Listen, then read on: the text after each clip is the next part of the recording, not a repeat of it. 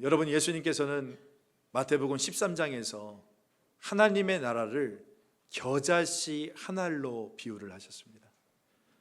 하나님의 나라는 분명히 예수님을 통해서 시작이 되었고 이제 곧 예수님의 두 번째 오심으로 완성되어질 것입니다.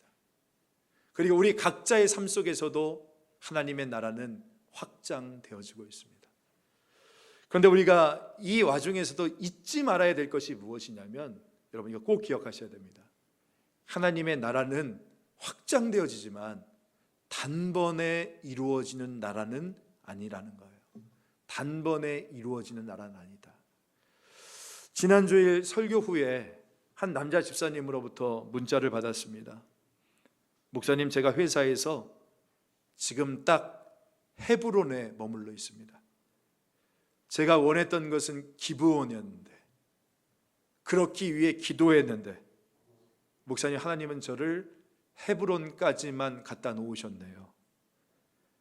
이런 상황에 주변 사람들과 회사 선후배들에게 너무나 자존심이 상했고 수치스럽기로 해서 그만두어야 되냐라고 고민하고 참 많이 고민하고 있었는데, 주일 말씀을 통해서 이 모든 것도 전적으로 하나님께 맡기고 저를 세우신 그 자리에서 때를 기다리며 포기하지 말고 기도해야겠다라는 마음을 주셨습니다. 감사합니다 목사님, 이렇게 문자를 보내주셨어요.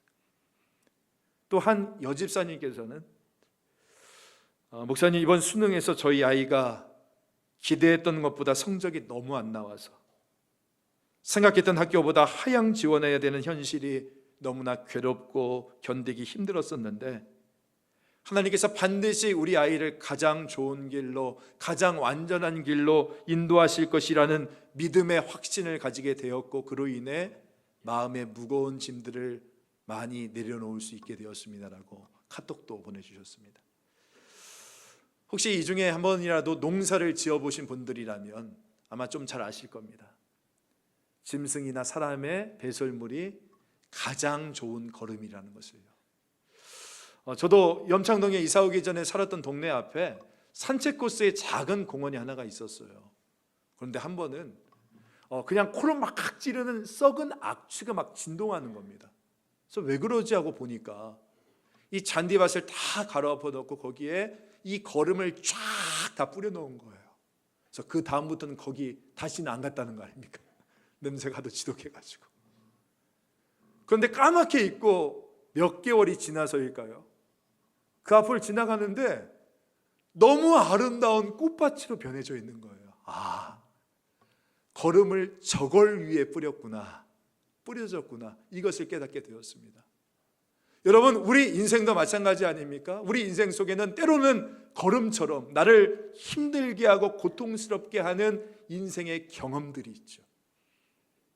근데 그 경험들이 뿌려진 것은 나를 망하게 하려는 그 하나님의 뜻이 아니라, 여러분 우리가 믿지 않습니까? 예레미야 29장 11절 말씀 같이 한번, 저와 같이 한번 읽어볼까요? 시작. 여호와의 말씀이니라. 너희를 향한 나의 생각을 내가 아나니 평안이요 재앙이 아니라 너희에게 미래와 희망을 주는 것이니라. 여러분 믿으십니까? 아멘. 그러니까 하나님이 약속했던 그 놀라운 역사를 꽃 피우게 하고 열매 맺기 위한 그 하나님의 계획이었다는 것입니다. 사랑하는 성도 여러분, 지금은 여러분이 아주 작게 보일지도 몰라요. 지금은 여러분의 자녀가 조금은 뒤처져 보일지도 모릅니다. 하지만 이 나무가 뿌리를 깊게 내리는 데는 시간이 좀 더 걸리고, 뿌리가 깊은 나무일수록 더 오래가는 법이지 않겠습니까? 그래서 여러분, 보이는 대로 보지 마세요. 눈에 보이는 대로 보지 말고 믿음의 눈으로 내 삶 속에 우리 하나님께서 감춰두신 그 하나님의 가능성, 그 하나님의 하실 일들을 우리가 믿음으로 바라볼 수 있는 저와 여러분 되어지기를 간절히 소망합니다. 제가 서두에서 분명히 말씀드렸잖아요. 하나님의 나라는 뭐와 같다고요? 겨자씨 한 알과 같다라는 겁니다. 여러분, 내 삶 속에 임한 이 하나님의 나라는 때로는 매우 작아 보여요. 약해 보입니다. 별로 힘도 없어 보이거든요. 근데 예수님이 말씀하셨잖아요. 그 겨자씨 한 알이 자라서 어떻게 된대요? 온 땅을 뒤덮는 푸른 의의 나무처럼 자란다는 거예요. 할렐루야. 이게 하나님 나라의 비밀이거든요. 비밀. 아주 작은 것이지만 그것이 커서 그 모든 것을 덮는 나무가 되어지는 것. 그러므로 여러분, 오늘 내 삶에 임한 이 하나님의 나라가 지금은 비록 작아 보인다 할지라도 낙심하지 마십시오. 포기하지 마십시오. 그 나라가 지금 이 순간에도 커져가고 있습니다. 확장됩니다. 이 땅을 뒤덮습니다. 그 커져가는 하나님의 나라를 매일매일 누리며 살아갈 수 있는 저와 여러분 되어지기를 간절히 소망합니다. 아멘. 자, 그렇다면 질문. 하나님의 나라는 커져가는데 이 하나님의 나라는 어떤 방식으로 커져갈까요? 어떤 방식으로 커져가겠습니까? 여러분 기억하세요. 하나님의 나라는 힘이 아니라 용서와 포용으로 커져갑니다. 한번 따라해 볼까요? 하나님의 나라는 힘이 아니라 용서와 포용으로 커져갑니다. 우리 지난주에 말씀 같이 한번 보지 않았습니까? 다윗이 유다 지파의 왕으로 즉위를 했습니다. 이제 본격적으로 왕으로서의 통치가 시작되어지는 거예요. 그런데 이 다윗이 유다의 왕으로 즉위하자마자 집무실에 올라왔던 그 첫 번째 태스크가 뭐냐? 바로 사울에 관한 것이었습니다. 우리 4절 중반절 말씀 같이 한번 읽어볼까요? 시작. 어떤 사람이 다윗에게 말하여 이르되 사울을 장사한 사람은 길르앗 야베스 사람들이니이다 하매. 여러분 솔직히 저는 어떤 인간이 어떤 의도로 이 다윗에게 이런 소식을 가져다 줬는지 참 의심이 되어집니다. 우리 그 사극 같은 데 보면 그 역적이 이제 처형돼서 이렇게 목이 잘려서 죽은 다음에 어떻게 합니까? 그 목을 걸어놔요. 그 마을 어귀에. 그래가지고 어떻게 하죠? 죽은 이후에도 그 사람을 모욕하지 않습니까? 그래서 김옥균 목 잘려가지고 그 붙어 있었잖아요. 양화진에. 그거 기억나지 않습니까? 그리고 또 그 누구든지 그 시신을 허락 없이 수습하면 어떻게 됐습니까? 그 역적과 같은 마음을 품었던 동지라고 해서 같이 엄보를 받았어요.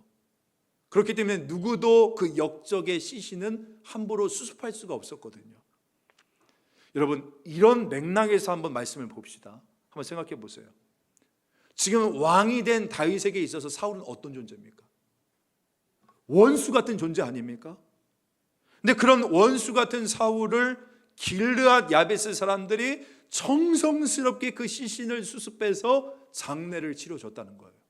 그리고 이 소식을 한 신하가 다윗에게 보고를 한단 말이죠. 일종의 고자질입니다. 고자리예요. 사울을 추종하는 세력 그 잔당들이 아직 남아있으니까 다윗 왕이여 싹 쓸어버려야 되지 않겠습니까? 지금 이 말을 하고 있는 것이지 않겠어요? 근데 여러분 지금 이 순간이 굉장히 중요합니다. 왜요? 왜 중요하냐면 다윗이 지금 이 말을 듣고 나서 길르앗 야베스 사람들을 어떻게 대하는지를 우리가 지금 본문을 통해서 보는 게 다윗의 나라가 앞으로 어떤 나라가 되어질지를 가늠하는 매우 중요한 열쇠가 되어지기 때문인 겁니다. 기독교 상담학자 중에 폴 트루니에라는 사람이 있어요. 근데 이 사람이 이런 이야기를 했습니다. 제가 인상이 굉장히 깊게 남는데, 여러분 우리의 과거는 일종의 수많은 그림이 전시된 미술관과 같아요. 한번 머릿속에 떠올려 볼까요? 수많은 그림이 쫙 붙어있는 갤러리를 한번 생각해 보십시오. 우리의 인생이 저와 같아요. 이게 우리가 지금껏 살아왔던 우리의 과거의 인생의 삶인데, 근데 저 과거에는 뭐가 있냐면 한쪽 벽에는 내가 너무나 좋아했던 그런 좋은 추억들, 좋아했던 사람들, 좋은 사건들이 그림의 액자로 저렇게 붙어있고, 또 한쪽 면에는 내가 잊고 싶었던, 나에게 상처를 주었던, 나를 아프게 했던 어떤 사람, 어떤 사건, 어떤 일들, 추억들이 붙어있다는 거예요. 그리고 우리의 생각은 항상 저 복도 가운데를 걸어가고 또 걸어가고 있다는 겁니다. 그게 우리라는 거예요. 그러면서 어떻게 해야 되는가? 폴 트루니에가 이렇게 얘기했습니다. 들어보세요. 예수님은 어제나 오늘이나 내일이나 동일하시다. 따라서 나는 주님을 모시고 나의 과거 기억의 미술관 복도를 걸어야만 한다.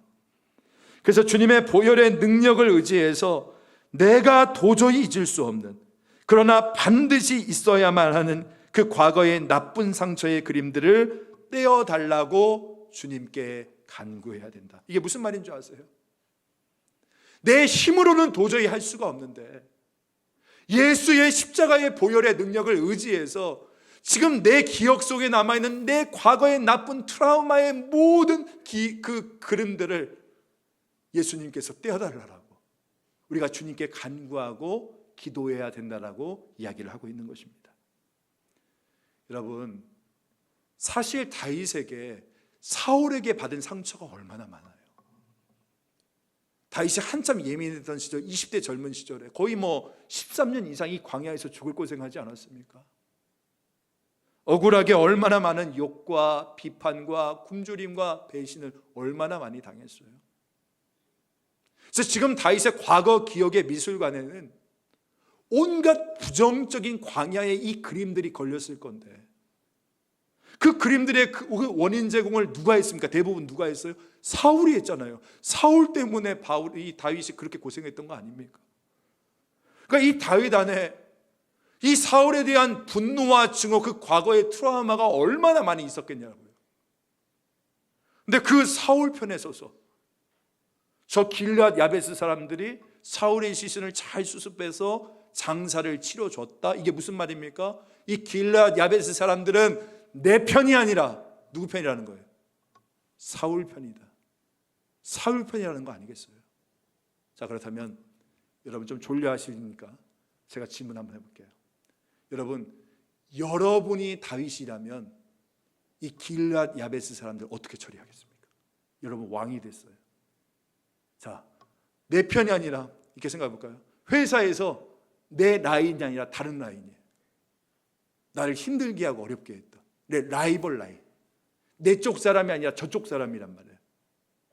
여러분이 다윗이라면 그 사람들 어떻게 대하겠습니까? 어떻게 처리하겠어요? 야, 탱크로 밀어버려. 뭐 이러시겠습니까? 또 그러실 분들도 계실지 모르는데, 여러분, 우리 이 순간에 다윗이 어떻게 하는가? 5절 6절 말씀 한번 같이 한번 읽어볼까요? 자, 시작. 다윗이 길르한 야베스 사람들에게 전령들을 보내 그들에게 이르되 너희가 너희 주 사울에게 이처럼 은혜를 베풀어 그를 장사하였으니 여호와께 복을 받을지어다. 너희가 이 일을 하였으니 이제 여호와께서 은혜와 진리로 너희에게 베푸시기를 원하고 나도 이 선한 일을 너희에게 갚으리니. 여러분, 정말 다윗 멋진 사람이지 않습니까? 야, 진짜 하나님의 사람이 그 그릇이 얼마나 큰지를 몰라요. 바로 전령을 길앗 야베스에 보내지 않습니까? 그리고 다윗이 메시지를 전해주는데 그 내용이 뭐냐면 이런 거예요. 쉽게 말하면 너희들이 주군으로 모셨던 이 사울을 그렇게 위험을 무릅쓰고 정성스럽게 장사 치러진 것 엄청나게 축복받을 일이다. 여호와의 복이 너희 가운데 임하길 원한다. 그리고 나도 너희들을 선대할 것이다. 이 말 바꿔 말하면 무슨 뜻입니까? 나는 이 일로 너희들 복수하지 않을 거야. 그러니까 마음속에 안심해라. 지금 이 이야기 하고 있는 거 아닙니까? 여러분, 제가 이 말씀을 보는데 어떤 생각이 들었냐면, 야, 그래, 우리 신자라는 것은 바로 이러한 삶을 사는 사람들이구나. 이것을 다시 한번 깨닫게 되었어요. 집사님, 저 아무개가 그렇게 집사님 욕을 하고 다닙니다. 그래? 저 집사님을 통해 정말 나를 깨우쳐 주시니 복을 받을지어다. 여기까지 가야 된다니까요, 여러분. 그런데 우리 어떻게 합니까? 집에 가서 일기장 펴놓고 그놈 1번, 2번, 3번. 여러분, 이건 세상 사람들이 하는 짓이고요. 여러분, 혹시 여러분을 힘들게 하시는 분들 계십니까? 여러분을 어렵게 하시는 분들 계세요? 하나님께서 그놈은 또 아니지, 그 인간을 통해서 나에게 하실 메시지가 있을 거야. 이게 뭐라고요? 바로 신앙이라는 거예요. 신앙이라는 거. 여러분, 저를 힘들게 하는 사람 있겠습니까? 없겠습니까? 많아요. 근데 생각 안 한단 말이에요. 하나님께서 뜻이 있을 거야. 여기에 집중해야 되는 거예요. 그렇지 않으면 어떻게 됩니까? 여러분, 저 암 걸립니다. 일찍 죽어요. 마찬가지예요. 중요한 것은 무엇이냐면 여러분, 이 안에 하나님의 뜻이 있을 것이고, 오늘 이 하나님의 나라는 힘과 복수가 아니라 용서와 포용으로 확장되어진다는 것을 깨닫게 되어지는 겁니다. 사실 여러분 막 괴롭히는 사람들이 있죠. 제가 비밀 한 가지 말씀드릴까요? 사실 그분들 참 불쌍한 분들이에요.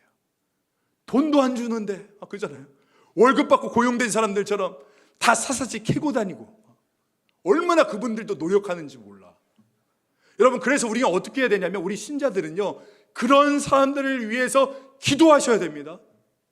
하나님, 저런 사람도 은혜 받게 하시고, 저 분도 남의 허물을 들춰내는 사람이 아니라 자기의 허물을 감춰주시는 그 하나님을 참으로 만나게 하여 주시옵소서. 주시옵소서. 여러분, 이런 기도를 할 때 세상이 바뀌는 것입니다. 이런 기도를 우리가 할 때 이 땅 가운데 임한 하나님의 나라가 확장되어지는 놀라운 역사가 임하게 되어질 줄로 믿습니다. 저거 손 한번 봐야 되는데 어떻게 보나? 이렇게 기도하시는 분들 계시다고. 주님, 어떻게 보는 게 주님 뜻입니까? 그런 분들도 계시는데, 여러분, 아니에요. 그냥 선포하세요. 선포하라고요. 여호와께 복을 받을지어다 선포하시라는 겁니다. 혹시 속썩이는 며느리 있습니까? 얼굴도 보기 싫은 시어머니 계세요? 했더니 이분 때는 아멘 하시더라고요. 아멘. 혹시 나를 음해하는 사람이 있습니까? 아니면 나와 대척점에 선 분 계세요? 그냥 선포하시라는 거예요. 선포하시라고. 지금 다윗 보십시오. 다윗은요, 자기의 과거의 상처 가운데 갇혀져 있지 않아요. 다시 한번 예수님의 그 보혈을 생각하고 그 보혈의 능력을 의지해서 자기의 과거의 기억 미술관에 들어가 그 예수님과 함께 나의 그 모든 나쁜 기억의 그림을 주님의 보혈의 능력으로 떼어달라고 기도를 한 거예요. 주님의 참된 용서와 은혜 가운데서 그 과거의 상처로부터 탈출할 수 있었던 것입니다. 여러분, 길앗 야베스 사람들이 이 소식을 듣고 얼마나 놀랬겠습니까? 아마 거룩한 멘붕이 일어났을 거요. 믿지 못했을 겁니다. 정말 다윗이 그렇게 이야기를 하더냐? 여호와께 복을 받으라고 우리에게 이야기하더냐? 아마 이 사람들은요, 다윗이 가만히 있지 않을 것을 예상해서 성을 쌓고 있을지도 모르겠어요. 근데 이게 웬걸입니까? 여호와께 복을 받을지어다. 이 다윗의 메시지를 듣고 얼마나 감격했겠냐고요. 너무 감격해서 저라면 아마 울었을 것 같아요. 여러분, 다윗이라고 해서 왜 개인적인 감정이 없어요? 아니, 다윗이라고 해서 왜 힘으로 제압하고 싶은 마음이 없었겠어요? 그도 사람인데. 그런데 그는 그 모든 것들을 하나님의 손에 맡기는 거예요. 왜? 다른 이유 아닙니다. 과거의 트라우마에 그렇게 계속 눌려 있다가는 힘찬 미래로 도약할 수가 없으니까. 그리고 하나님의 나라는 힘과 복수가 아니라 용서와 포용으로 확장되어지는 나라이기 때문에, 그래서 복잡한 생각하기 전에 그냥 다윗이 먼저 용서하고 축복을 선포하며 나갔던 것입니다. 오늘 그런 은혜와 역사가 저와 여러분 가운데 이루어지기를 간절히 소망합니다. 예전에 섬겼던 교회에서 교역자들과 함께 본 영화가 있어요. 바로 우리 다 알고 계시는 짐 엘리엇 선교사님의 그 영화 The End of Spear이라는 이 영화입니다. 번역하면 창끝이라는 뜻을 가지고 있는 영화예요. 이 영화는 1956년도, 그러니까 미국의 5명의 젊은 청년들입니다. 25살, 27살 되었던 젊은 청년들이에요. 이 짐 엘리엇을 비롯한 5명의 젊은이들이 당시 중남미 지역에서 가장 호전적인 그 부족이라고 불렸던 에콰도르의 아우카족을 선교하러 갔다가 순교했던 그 실화의 내용을 그리고 있는 영화입니다. 저 창에 의해서 5명이 다 심장이 뚫려 죽게 되어져요. 근데 그 영화에서 제가 가장 좀 인상적으로 기억에 남았던 부분이 무엇이냐면, 이제 그 선교지로 떠나는 그날, 이 선교사의 어린 아들이 있어요. 5살 정도 된 이 어린 아들이 짐을 싣고 있는, 그리고 총을 싣고 있는 이 아빠에게 질문하는 장면이 나와요. 아빠, 만약에 그들이 공격하면 아빠 그 총 사용할 거야? 라고 물어봐요. 그러니까 그 선교사님이 그 어린 아들을 바라보면서 빙긋이 웃으면서 이렇게 이야기해요. 스티브, 우리는 천국 갈 준비가 되어져 있지만 그들은 아직 천국 갈 준비가 되어 있지 않잖아. 그리고 그들은 그 총을 사용하지 않은 채 모두가 죽임을 당하죠. 근데 놀라운 것은 무엇이냐면 이 선교지에서 죽음을 당했던 이 남편들을 대신해서 그 5명의 선교사의 아내들이, 그 아내들 나이도 24, 25밖에 안 된 나이에요. 자기 남편을 죽인 이 부족들에게 찾아가는 거예요. 이게 어떻게 가능했냐면 이 아우카족은 남성들은 적으로 이렇게 생각을 해서 공격을 하는데 여성들은 보호하는 대상으로 생각해서 공격을 하지 않는데요. 이 전통이래요. 그래서 이 여성들이 그 아우카족에 들어가요. 처음에는 이 아우카 부족들이 오지에 들어와서 자기들을 위해서 헌신하고 섬기는 이 백인 여성들이 누군지 전혀 몰랐대요. 그런데 5년이 흐른 그 어느 날 이 부족의 추장이 너무나 궁금한 거예요. 그래서 이 여인들에게 물어봅니다. 당신들 누구냐고. 누구길래 이곳에 들어와서 우리를 위해서 이렇게 헌신하고 수고하고 왜 이렇게 젊은 나이에 살아가냐고. 당신들 도대체 누구냐고. 그랬더니 짐 엘리엇 선교사의 부인 엘리자베스, 나중에 여러분 전능자의 그늘이라는 책이 있어요. 한번 그거 보시면 자세히 나옵니다. 이 엘리자베스가 이렇게 이야기를 해요. 사실은 우리는 5년 전에 당신들이 죽였던 그 선교사들의 아내들이라고. 그런데 걱정하지 말라고, 당신들 원망하지 않는다고, 우리가 이곳에 온 것은 오직 하나님의 사랑 때문이었다고 그 이야기를 전해주는 거예요. 그 말을 들은 추장이 그 자리에서 꼬꾸라집니다. 그 부족들이 울음을 터뜨리기 시작해요. 왜요? 그것은 그들이 한 번도 경험해보지 못했던 사랑과 용서였기 때문이에요. 그래서 이 부족이 이 여인들로 인해서 복음을 영접합니다. 그리고 그 5명의 선교사를 죽였던 창을 던졌던 그 남자 중에 한 명이 나중에 목사가 돼요. 그 부족이. 그런 놀라운 일들이 이루어지게 되어집니다. 제가 이 영화를 보면서 무엇이 그녀들로 그곳에 가게 했을까 질문을 해봤어요. 그것은 바로 용서라는 이 한 단어였습니다.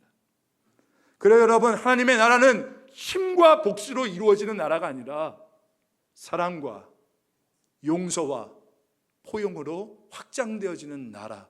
이게 지금 다윗의 나라이지 않겠습니까? 여러분, 혹시 여러분의 삶 가운데 사울과 같은 과거의 트라우마가 있습니까? 여러분의 가족에게 받은 상처와 아픔이 너무나 큽니까?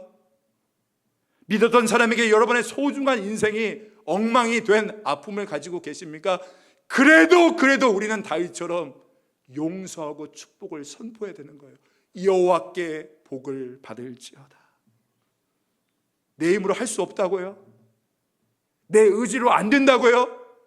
그렇다면 여러분, 어제도 오늘도 내일도 동일하신 그 구주 예수 그리스도를 내 구주로 보시고 그 주님과 함께 내 과거 기억의 그 미술관으로 들어가서 그 예수님의 보혈의 능력을 의지하여 그 그림을 떼어달라고 기도할 수 있는 저와 여러분 되어지기를 간절히 소망합니다.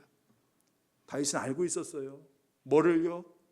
복수가 아니라 용서만이 세상을 바꿀 수 있다는 것을. 나를 죽이려고 하는 이 험악한 인생의 영혼을 바꾸는 일은 징벌이 아니라 사랑이라는 것을 알고 있었기 때문인 것입니다.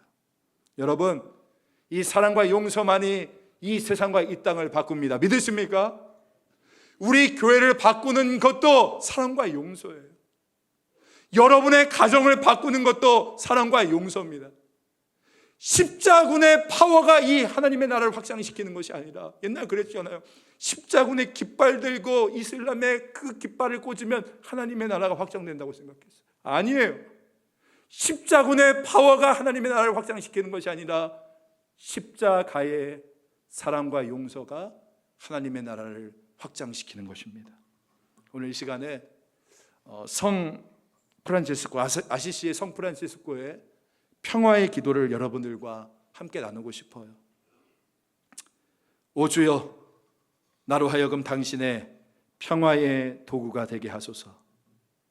미움이 있는 곳에 사랑을, 범죄가 있는 곳에 용서를, 분쟁이 있는 곳에 화해를, 잘못이 있는 곳에 진리를, 절망이 있는 곳에 희망을, 어둠이 있는 곳에 광명을, 슬픔이 있는 곳에 기쁨을 심게 하소서.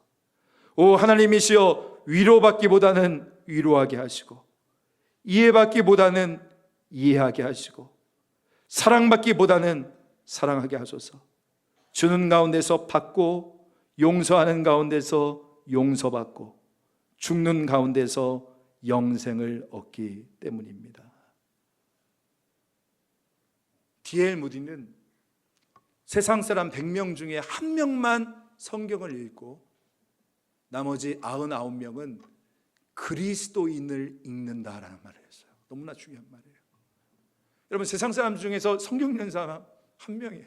근데 나머지 사람들은요, 우리 그리스도인을 읽는데요, 우리를 통해서 예수님이 누군지를 알고, 우리를 통해서 하나님의 나라가 어떤 나라인지를 안다는 거예요. 오늘 이 시대를 살아가는, 그러므로 우리의 가장 갈망해야 될 기도의 제목은 바로 이 평화의 기도인 거예요.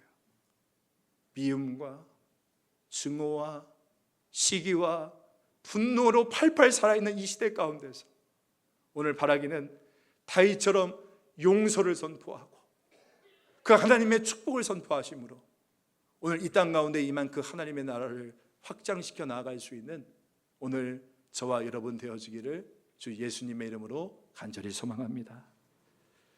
자, 이렇게 다윗이 남쪽에서 이 유다 왕국을 확장시키고 있는 동안에 북쪽에서는 그러면 어떤 일이 있었는가? 우리 8절 9절도 같이 한번 읽어볼까요? 시작. 사울의 군사령관 넬의 아들 아브넬이 이미 사울의 아들 이스보셋을 데리고 마하나임으로 건너가 길르앗과 아술과 이스라엘과 에브라임과 베냐민과 온 이스라엘 왕으로 삼았더라. 자, 여기 보시면 사울의 추종 세력들의 핵심 주체는 누구였냐면 사울의 군사령관이었던 아브넬이었습니다. 아브넬의 이름의 뜻이 넬의 아들이다 이런 뜻이거든요. 근데 이 아브넬이 누구냐면 사울의 사촌 동생이에요. 근데 이 사촌 동생이 어떻게 했냐면 사울의 세 아들이 다 죽었지 않습니까? 그 블레셋과의 전쟁에서 한 명 살았거든요. 이스보셋이라고 살았어요. 그러니까 자기가 조카니까 이게 삼촌 아닙니까? 이 이스보셋을 꼭두각시 왕으로 세워놓고 자기가 왕 노릇을 합니다. 그래서 유다 지파를 제외한 11개 지파와 그 영토를 송두리째 장악해 버리죠. 그 결과 여러분, 눈에 보이는 외형적인 이 모습 규모들은요, 북쪽 이스라엘, 그러니까 이스보셋의 북쪽 이스라엘이 유다 지파, 이 다윗의 나라보다 훨씬 컸습니다. 제가 지도 준비했거든요. 한번 앞에 보시면 저 북쪽의 파란색이 이스보셋의 북이스라엘입니다. 그리고 노란색이 다윗의 남쪽 유다예요. 이렇게 그림만 보면 남쪽 유다도 생각보다 크네 그러잖아요. 뭐 그런 생각도 없으세요? 그러잖아요. 생각보다 크네. 11개 지파와 1개 지파인데 생각보다 유다 지파가 크네 생각을 하는데 저 유다 땅의 70%가 사막입니다. 네게브라고 해가지고 들어보셨죠? 애굽으로 가는 그 사막이에요. 예수님이 그 40일 동안 금식하고 광야에서 시험받았던 그 유대의 광야가 펼쳐진 곳이 남쪽 유다입니다. 12개의 광야가 있어요. 유다가. 근데 반면에 북쪽은 어떤 줄 아십니까? 북쪽에는 울창한 숲이 있고요. 그리고 거기에는 갈릴리 호수가 있잖아요. 물의 근원지가 있어요. 그래서 거기에는 기름진 옥토가 많습니다. 여러분, 예수님이 예전에 씨 뿌리는 자 비유했을 때 어디서 했습니까? 갈릴리 호수 옆에서 했잖아요. 왜냐하면 거기에 많은 농경지들이 있었거든요. 그래서 씨 뿌리는 자의 비유를 통해서 이야기해 주셨던 거예요. 그러니까 북쪽은 굉장히 땅이 좋아. 남쪽은 다 사막이에요. 북쪽은 11지파예요. 그 남쪽은 한쪽 지파예요. 전투 병력도 보면 그 정예 군대가 사울의 수도였던 기브온을 중심으로 편성이 되어져 있어요. 그러니까 제가 드리고 싶은 말씀은 뭐냐면 이스보셋의 북쪽 이스라엘이 다윗의 남쪽 유다보다 훨씬 더 경쟁적인 우위를 점하고 있었다는 겁니다. 그래요, 다윗의 나라는 아주 작아 보여요. 아주 약해 보여요. 미미해 보입니다. 마치 겨자씨 한 알처럼. 사랑하는 성도 여러분, 솔직하게 말해서 오늘 우리의 고민도 바로 이거 아닙니까? 이거잖아요. 하나님의 나라가 내 안에서 시작되어지면, 다른 말로 해볼까요? 내가 예수를 믿게 되어지면, 기도의 자리에 나와서 내가 정말 열심히 기도하면 우리는 어떤 생각합니까? 뭔가 막 바뀌는 게 있고 뒤집어지는 게 있고, 내 삶 속에서 큰 변화가 일어나고, 내가 회사에서도 승진하고, 뭐 자녀들도 잘 되고, 뭔가 큰 일들이 이루어질 것만 같은데 보면 별로 달라지는 게 없거든요. 거기서 우리가 실망하고 조급해하지 않습니까? 보세요. 하나님의 나라가 내 안에서 시작되었는데 내가 달라진 게 없다니까요. 세상의 나라는 커 보이는데 나는 너무 작아 보여요. 세상은 너무나 위대해 보이는데 교회는 너무나 초라해 보여요. 거기서 우리가 실망하는 거 아닙니까? 내가 뭘 할 수 있겠어? 교회가 뭐 할 수 있겠어? 변화와 능력이 너무 더뎌 보이는 거예요. 회사에서도 보면 안 믿는 사람은 득세하는 것 같고 믿는 나는 너무나 초라하고. 이게 우리의 고민 아니에요? 이스보셋의 나라는 커 보이고 다윗의 나라는 너무 작아 보인단 말이에요. 그런데 하나님께서 그런 저를 바꾸셨던 가장 큰 계기 중에 하나가 사무엘상 17장의 이야기였어요. 여러분, 사무엘상 17장의 배경은 다윗이 골리앗과 싸울 때거든요. 그때 이 골리앗을 두려워해서 이스라엘 백성들이 어떻게 하냐면 나무 뒤에 숨고 바위 뒤에 숨고 칼과 방패를 다 버리고 다 숨어 들어가요. 그런데 그 오합지졸 이 이스라엘 병사들을 보면서 다윗이 뭐라고 이야기하냐면 이렇게 이야기를 합니다. 사무엘상 17장 26절. 이 할례 받지 않은 블레셋 사람이 누구이기에 살아 계시는 하나님의 군대를 모욕하느냐. 살아 계시는 하나님의 군대. 제가 여기서 깜짝 놀랐다는 거 아닙니까? 아니 여러분, 이게 무슨 하나님의 군대예요? 세상에 완전히 오합지졸, 그죠? 당당당당 당나라 군대 아닙니까? 완전히 당나라 군대잖아요. 다 블레셋이 오니까 창 버리고 칼 버리고 다 바위 뒤에 숨고 나무 뒤에 숨고. 이 당나라 군대를 바라보면서 다윗이 뭐라고 이야기하냐? 그들은 살아계신 하나님의 군대다라고 말하는 거예요. 어떻게 가능했습니까? 다윗이 믿음의 눈으로 바라보니까 그들의 현실이 아니라 어떻게 돼요? 그들 가운데 하나님이 담겨두신 하나님의 가능성이 보였던 거예요. 그래서 그들은 살아계신 하나님의 군대다. 실제로 그렇게 되잖아요. 골리앗의 목이 다윗에서 끊어졌을 때 이 오합지졸 이스라엘 군대가 어떻게 변합니까? 마하나임 하나님의 군대로 변하면서 성경 말씀 보십시오. 이들이 땅끝까지 블레셋을 치는 병사들로 바뀌더라는 거예요. 오늘 이 말씀을 통해서 여러분에게 주고 싶은 도전은 바로 이것입니다. 여러분, 아무리 내가 바라보기에 작아 보인다 할지라도, 내가 아무리 소망 없게 보인다 할지라도 여러분 믿으십시오. 하나님의 나라는 우리 안에서 실제합니다. 역사합니다. 그래서 반드시 우리를 살아계신 하나님의 군대로 바꾸어 놓으실 것입니다. 여러분은 여러분의 자녀들에게서 무엇을 봅니까? 지금은 너무 작아 보여요? 지금은 너무 초라해 보입니까? 네, 여러분 믿음의 눈으로 보셔야 돼요. 그들에게 하나님이 심겨두신 하나님의 가능성이 있습니다. 겨자씨 하나님 있어요. 그것을 믿음의 눈으로 바라볼 수 있는 저와 여러분 되어지기 원합니다. 하나님의 나라가, 우리 염창중앙교회가, 여기 계시는 우리 성도 한 분 한 분의 삶이 너무 작아 보이고 초라해 보인다고 할지라도 여러분 낙심하지 마세요. 포기하지 마세요. 그 하나님의 나라가 지금도 확장되어 줍니다. 커져갑니다. 이 땅을 덮을 것입니다. 여러분 비전이 무엇입니까? 미래를 볼 수 있는 눈이 비전인 것입니다. 현실은 불투명해요. 현실은 고통스러워요. 근데 그 현실 건너편에 있는 주님께서 나를 위해 준비하신 그 위대한 계획을 보는 것, 이게 바로 비전인 거예요. 오늘 그 눈이 저와 여러분 가운데 열릴 수 있는 놀라운 역사가 임해서, 여러분 다시 한번 기억하세요.